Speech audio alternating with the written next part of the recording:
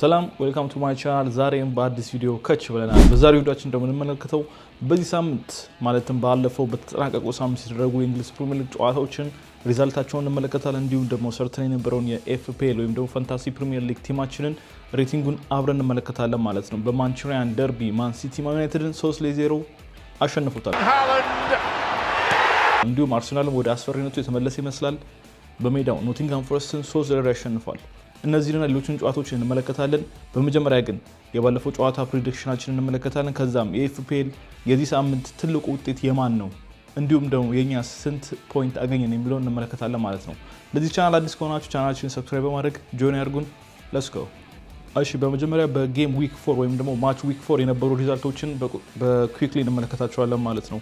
በመጀመሪያ የተደረገው ጨዋታ የነበረው አርሰናል ከኖቲንግሃም ፎረስት ነበር። በዚህም አርሰናል 3-0 አሸንፈዋል። ቦርንማውዝ ከብራይተን ቦርንማውዝ 2-1 አሸንፏል።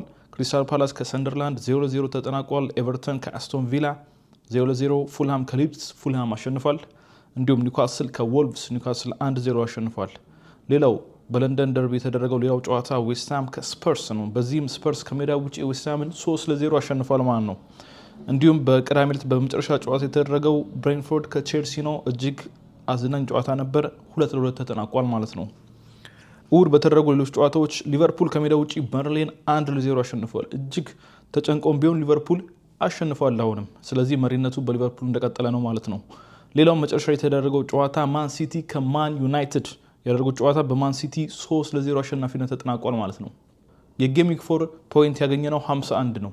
በዚህም ዴቪድ ራያ 6 ነጥቦችን ሲያገኝ፣ ከርኪሽ ምንም ነጥብ አላገኘም። ቨርጂል 8 ነጥቦችን አግኝተዋል። ቴቴ 6 አግኝተዋል። እንዲሁም ሚቼል ከክሪስታል ፓላስ 6 ነጥቦችን አግኝተዋል። ሌላው ኤንዞ 4 ነጥብ ሲያስገኝ፣ ማዲዮኬ 3 አግኝተዋል። ኤዜ 12 አግኝተዋል። ኩዱስ 3 ብቻ ነው ያገኘው። ሸሽኮ 2፣ ሪቻርልሰን 1። ሌላው ተቀያሪ ላይ የነበሩት ደግሞ ዶናሩማ 6 አግኝተዋል። ኩኩሬላ 1፣ ኤላንጋ 1፣ አይዝክ 0 አልተሰለፈም 0 ማለት ነው። በቀጣይ ደግሞ እንመለከተው በዚህ ሳምንት ትልቁ ፖይንት የፈንታሲ ፕሪሚየር ሊግ ትልቁ ፖይንት የተገኘው 139 ነው። የኛውን ቲም ቀጥታ እንመለከታለን ማለት ነው። በዚህም ዳቪድ ራያ ግብ ጠባቂ ላይ አድርገውት የነበረው ዳቪድ ራያን ነው 6 ነጥብ አግኝቷል። ገሂ ከክሪስታል ፓላስ 6 ነጥብ፣ ጋብሪኤል ከአርሰናል 9 ነጥብ፣ ቫንደቨን ከቶትናም 14 ነጥብ፣ ሮሜሮ 12 ነጥብ፣ ሞሳላ 9 ነጥብ፣ ዙቤሜንዲ 2 ጎል አስቆጥሯል። ዙቤሜንዲ ከአርሰናል 16 ነጥብ ነው ያገኘው።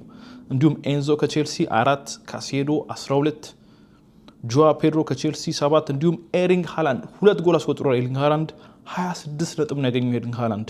እንዲሁም በተቀያሪ የነበሩት ተጫዋቾች ፖፕ 8 ነጥብ፣ ሙኒየስ 2 ነጥብ፣ ስፔንስ 5 ነጥብ፣ እንዲሁም ራይንደርስ 3 ነጥብ አግኝተዋል ማለት ነው። ስለዚህ በዚህ ሳምንት ከነበሩ ትልቅ ሆፕ የሚባለው ቲም ወይም ደግሞ ሆፕ የሚባሉት የሰሩት ቲም 139 ነጥብ አግኝተው የዚህ ሳምንት የፈንታሲ ፕሪሚየር ሊግ አንደኛ ይሄ ነው ማለት ነው። 139 ነጥብ ያገኘው ከኛ ፖይንት ጋር ሲነጻጸር አንዳንድ ተጫዋቾች መመሳሰል ይታያል። ለምሳሌ ከነ ራያ እና ኤንዞ ትንሽ መመሳሰል አለ። ሌሎቹ ግን ትንሽ ለየት ያለ ቲም ይመስላል። ይሄ ቲም ነው እንግዲህ 139 ፖይንት ያገኘው ማለት ነው። እጅግ አስደናቂ የሆነ መዋቅር ነው። በሚቀጥለው በጌም ዊክ 5 አሁንም ፋንታሲ ፕሪሚየር ሊጋችን ይቀጥላል።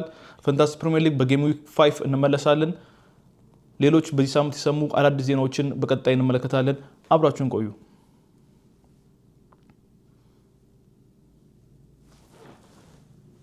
እስካሁን ሰብስክራይብ ሳታደርጉ ነው የምትመለከቱት?